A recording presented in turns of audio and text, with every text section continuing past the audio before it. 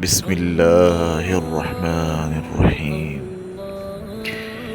حضرت انس رضی اللہ تعالی عنہ فرماتے ہیں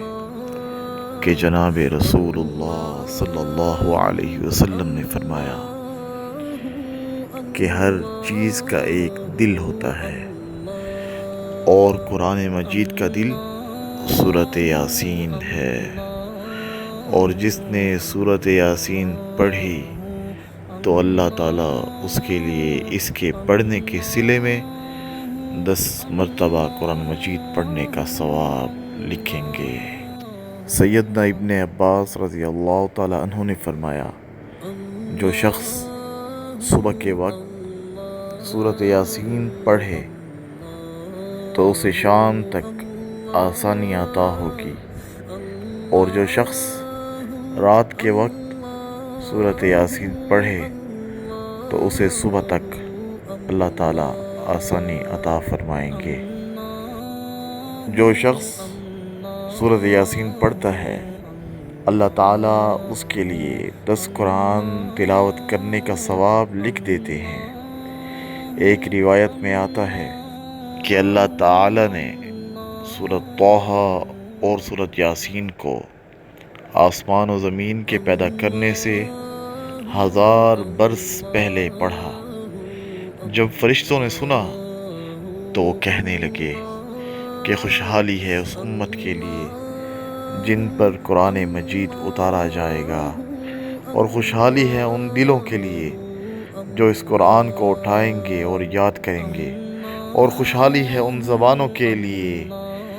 جو اس کو تلاوت کریں گے۔ ایک حدیث میں ہے کہ جو شخص سورۃ یاسین کو صبح اللہ تعالیٰ کی رضا کے واسطے پڑھے گا تو اس کے پچھلے سارے گناہ معاف ہو جائیں گے۔ بس اس سورت کو اپنے مردوں کے لیے پڑھا کرو۔ ایک روایت میں حضور نبی کریم صلی اللہ علیہ وسلم نے ارشاد فرمایا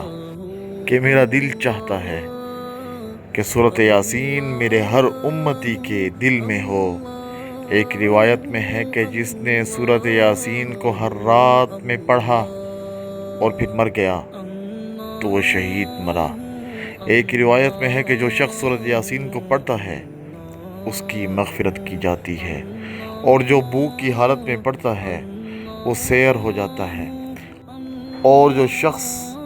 اس سورت کو راستہ گم ہو جانے کی وجہ سے پڑھتا ہے تو وہ راستہ پا لیتا ہے، اور جو شخص جانور کے گم ہو جانے کی وجہ سے پڑھتا ہے تو وہ اس کو پا لیتا ہے، اور جو شخص اس سورت کو کھانا کم ہو جانے کے خوف سے پڑھتا ہے تو اللہ تعالیٰ اس کے کھانے میں برکت پیدا فرما دیتے ہیں، اور جو شخص اس سورت کو ایسے شخص پر پڑھے جو حالت نظر میں ہو تو اس پر نظر میں آسانی ہو جاتی ہے، اور حالت ولادت والی عورت پر پڑھنے سے اس کی ولادت میں سہولت کر دی جاتی ہے۔ اس طرح جب کسی بادشاہ یا دشمن کا خوف ہو اور اس کے لیے یہ سورۃ یاسین پڑھی جائے تو وہ خوف جاتا رہتا ہے۔ ایک روایت میں آتا ہے کہ جس نے سورۃ یاسین اور اس کے بعد والی سورۃ والصافات جمعے کو پڑھی